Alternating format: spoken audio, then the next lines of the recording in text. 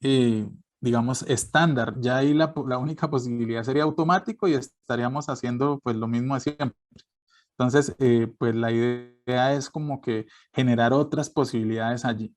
Y miren que uno en internet puede encontrar estas guías básicas que me parecen muy bonitas porque son unas infografías pensadas para todo el mundo, ¿cierto? Y nos muestran acá qué velocidades, por ejemplo, de obturación, qué velocidades en nuestro teléfono podemos utilizar para fotografiar ciertos, digamos, ciertos motivos.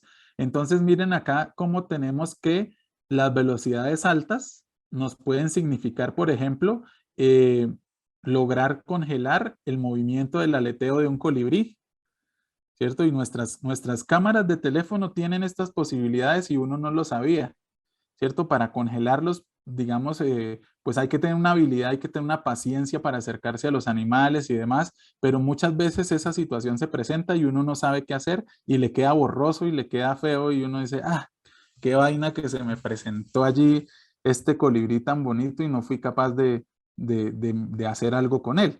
También, por ejemplo, miren que con estas velocidades altas, no solo con 2000, también con 4000, se puede, por ejemplo, lograr el splash, ¿cierto? En el agua, ¿cierto? Que cae un elemento sobre el agua y salpica y queda congelado, que es algo muy estético, es algo muy bonito.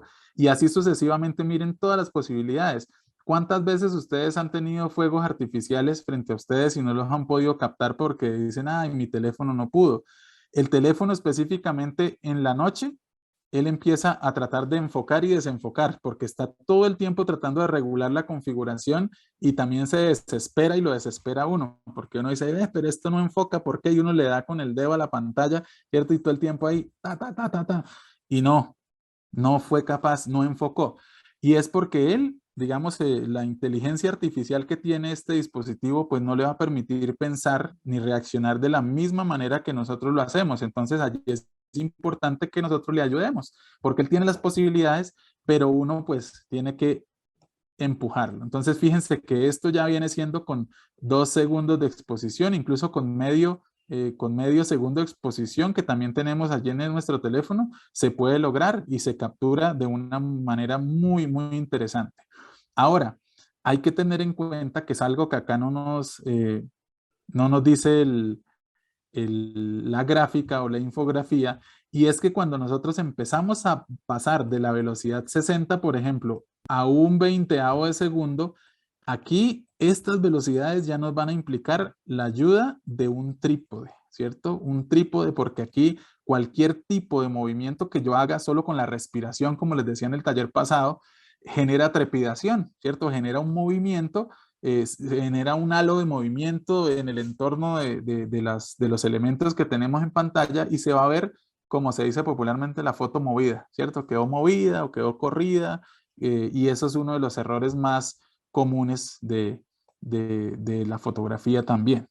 Entonces, pues uno tiene que empezar a definir acorde a la situación qué tipo de velocidad, qué tipo de configuración, que era lo que estábamos conversando aquí con Susan, ¿cierto? ¿Qué tipo de situación en términos de luz, qué tipo de situación en términos el movimiento, de la dinámica que se presente allí y empezar a definir qué configuración es la más adecuada, ¿cierto? Eso nos va a hacer lograr imágenes muy distintas, ¿cierto? Porque, como les decía, si queremos hacer fotografías comunes y corrientes, pues vamos a trabajar en automático, ¿cierto? Y allí yo ya le apuesto entonces a otros elementos morfológicos como los planos, los ángulos, etcétera, y me bandeo con eso, como se dice popularmente, ¿cierto? Yo como que con eso soluciono y yo con eso echo para adelante. Pero pues si queremos algo desde una perspectiva un poco más artística, porque hay momentos de inspiración en los que dice, bueno, aquí sí puedo lanzarme una buena foto, ¿cierto? Que estoy de paseo en una finca o estamos en una actividad al aire libre y amerita, por ejemplo, hacer una muy buena foto. Imagínense ustedes estar en una actividad con una comunidad y que, por ejemplo, se presente la posibilidad de estar junto a un río o una cascada y que todos estén posando, que estén nítidos, perfectos y la cascada esté sedosa, ¿cierto? Allí en la parte posterior.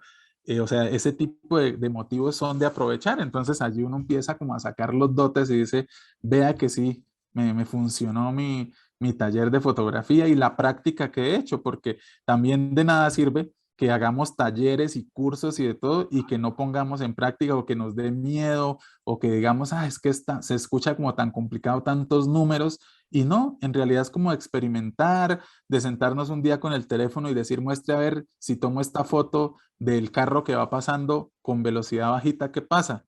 Si coloco la velocidad más alta, ¿qué pasa? Y así yo comprendo las lógicas más fácil, ¿cierto? Así, que sea un componente mucho más pragmático y empiezo ya como a solucionar la vida y digo, claro, ya yo puedo sacarle el mayor provecho a mi equipo. O sea, yo ya estoy ducho en esto.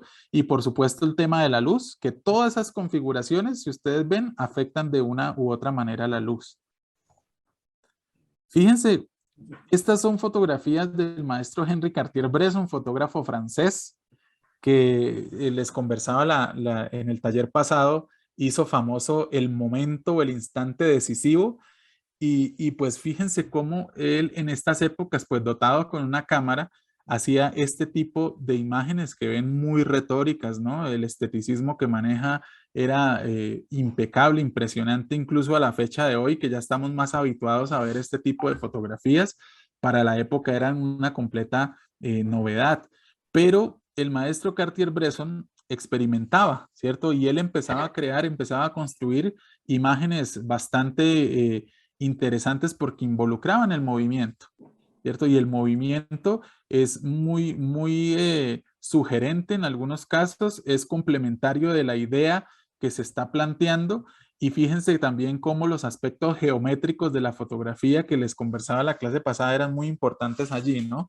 Él nos estaba mostrando una gran cantidad de escenas en las que primaba el movimiento, ¿cierto? En otras, esas posibilidades estáticas que escapan también a las lógicas de nuestra forma de ver, porque seguramente cuando pasamos nosotros en medio de las palomas nos tapamos, ¿cierto? O pasamos corriendito para no molestarlas ni que nos molesten a nosotros, pero cuando uno ve esto en fotografía, tiene la posibilidad de contemplar, ¿cierto? Tiene la capacidad de observar cada detalle, de ver la posición incluso de cada una de las palomas, de ver la geometría, la composición de la fotografía, que hay un letrero que dice subida allí, puede ponerse si está más desocupado a contar los escalones o a contar cuántos agujeros se pueden observar en los pasamanos, etcétera. Pero ya es una posibilidad de observar con más detenimiento, de analizar, ¿cierto? Entendiendo el análisis como empezar a específicamente a observar cada detalle y cómo cada detalle también se compenetra en la generalidad de la fotografía. Entonces, fíjense la importancia de saber aprovechar desde el punto de vista técnico mi cámara y ahora importantísimo que yo lo puedo hacer con mi teléfono. Miren todas estas posibilidades que tenía aquí el maestro Cartier-Bresson con estas fotografías que, como les digo, en su momento eran lo máximo y lo siguen siendo porque son un gran referente.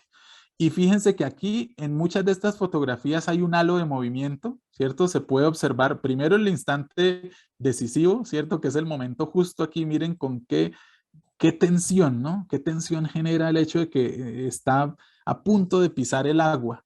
Y también el halo de movimiento que está en su entorno, que lejos de ser un error, porque muchas personas si una foto le queda un poquito corrida, dice, quedó mal, me equivoqué, terrible. Y en realidad eso hace parte de la foto, porque le está otorgando movimiento, está viendo, pues, digamos, la posibilidad